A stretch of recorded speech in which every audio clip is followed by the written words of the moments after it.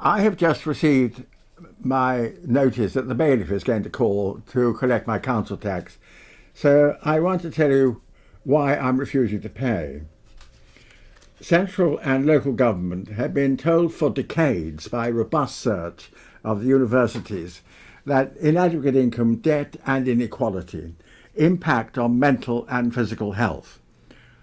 Despite that robust evidence, central government has since 2010 shredded already inadequate benefit incomes, and local authorities began to tax them in 2013.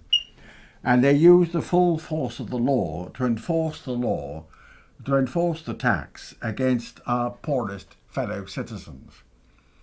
Haringey Council Computer has now sent out the next group of council tax cases to Newlyn the bailiffs. It sent out 11,000 last year. I received my letter last week, adding £115 costs and £75 bailiff's fees to my arrears of £1,116 and 17 pence, demanding payment by next Thursday. The summons to court, and they issued 21,000 last year, and the issuing of the liability order and the dispatch of the bailiffs to all of us had been done by computer. The system is in fact inhuman. It has no human contact with the constituents of the councillors of Haringey at all. I'm asking you who have never tangled with the job centre or never had the experience of applying to a local authority for housing or council tax benefit to use your imaginations to understand the extreme violence of councils sending the bailiffs to the homes of people struggling to survive on shredded benefits. The only time the personal contact gets in is when things have gone seriously wrong and somebody is very worried. To those who've had this experience and who are in trouble with the council tax debt and so much other of the benefit system, I offer you my solidarity. Imagine you are a lone parent claiming benefit, one of 450,000 in the UK, who just visited a food bank to feed your 3 children, one of over 1 million visiting food banks last year. You get home with the children, having had to walk to and from the food bank several miles because you can't afford and you don't have any money to afford the bus ticket. And you find a letter from the bailiffs. It has added £115 court costs and their fee of £75 to your £300 council tax arrears. They demand you pay in full within a week, or they will visit you and add another £135, another £235, and then another £110 if they call to collect your property to take it to an auction. The auction will produce money to pay off their fees first, and then the tax. And on several occasions I know people have just not had enough valuable stuff to pay either the fees or the tax. Or you are a single adult working for an agency on a 0 hours contract, one of over 900,000 in the UK and rising. You've not had any work for a month, so you have no money. And the letter arrives, the dreaded letter from the bailiffs arrives. Or the job centre has moved you to the universal credit and you've not had any income at all for 6 weeks. And yet again the dreaded letter arrives. Or you're already paying £200 rent a month from the benefit income needed for food, water, fuel, clothes, transport and other necessities because your benefit has been capped at one of the 2 limits. The limits are £384.62 a week outside London and £442.31 a week inside London. To make the caps work, they cut housing benefit and leave you to cover the rent the housing benefit does not pay. So you're left with £200 rent and you can't afford food and you can't afford your council tax. And that letter arrives saying the bailiff wants his fees. Or you're an adult receiving £73.10 a week. The total number is about 3.6 million in 2016-17.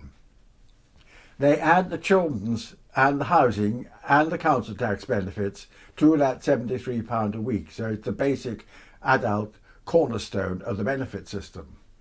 It's been reducing in value since 1979, and it is now virtually worthless. Or dare say was stopped for 1 month, 3 months or 3 years by the Job Centre, by Job Centre benefit sanction. And there have been 1.8 million, or sometimes somebody said 4 million the other day. And you get the same benefit, you get the same bailiff's letter saying they're coming to get you. Or your income is stopped, while your income is stopped by a sanction, you cannot pay off your council tax or rent arrears or any other debt like utility debt because you don't have any money for 1 month, 2 months or 3 years. The debts pile up during that time and are unmanageable when the sanction ends.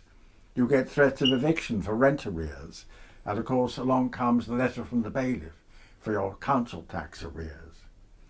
Or you're already trying to cope with the bailiffs due to the magistrate's fines because you could not afford a TV licence, or your child has been truanting because the child gets as much upset as you do by the constant stress imposed upon us all by the state. And you get the same letter from the bailiffs.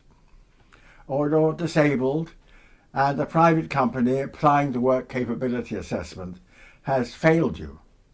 And your income has been reduced to £73.10 a week, which, as we know, is all but worthless. Along comes the letter from the bailiff.